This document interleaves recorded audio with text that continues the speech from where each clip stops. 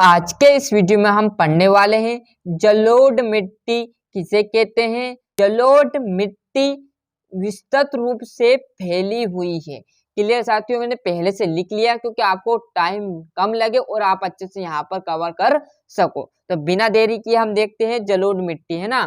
तो जलोढ़ मिट्टी विस्तृत रूप से फैली हुई, मतलब विस्तृत रूप से मतलब बड़े आकार में जो है जलोढ़ मिट्टी फैली हुई है। यहाँ तक है। यहाँ देश की महत्वपूर्ण मिट्टी है, मतलब बहुत इंपॉर्टेंट मिट्टी कौन सी, जलोढ़ मिट्टी बहुत अधिक क्षेत्र में फैली हुई है और महत्वपूर्ण मिट्टी है। दो लाइन क्लियर हो चुकी है। वास्तव में संपूर्ण उत्तरी मैदान जलोढ़ मृदा से ही बना हुआ है। जो आपने ऊपरी मैदान देखा होगा, मैदानों पर ऊपरी मैदानों पर क्या मिल जाता है, जलोढ़ मिट्टी ही पाई जाती है। मात्र एक जलोढ़ मिट्टी पाई जाती है, तो इसका क्षेत्र भी विस्तृत होगा क्योंकि हम बड़े पहाड़ी इलाकों में क्या होती है, जलोढ़ मिट्टी पाई जाती है।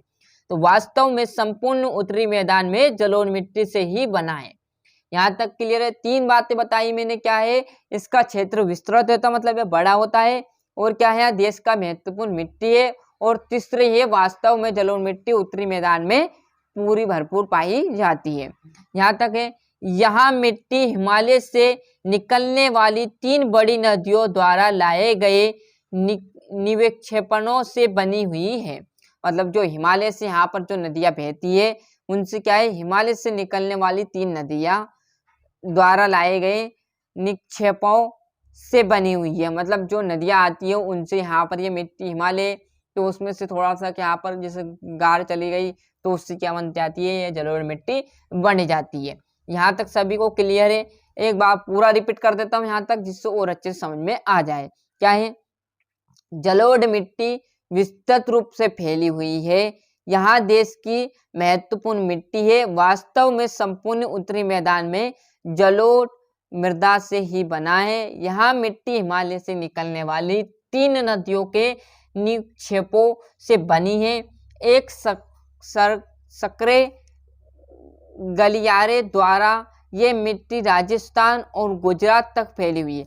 मतलब सक्रिय और गलियारे द्वारा कहाँ तक फैली हुई है, राजस्थान और गुजरात तक फैली हुई। कौन सी मिट्टी, हमारी जलोढ़ मिट्टी फैली हुई है।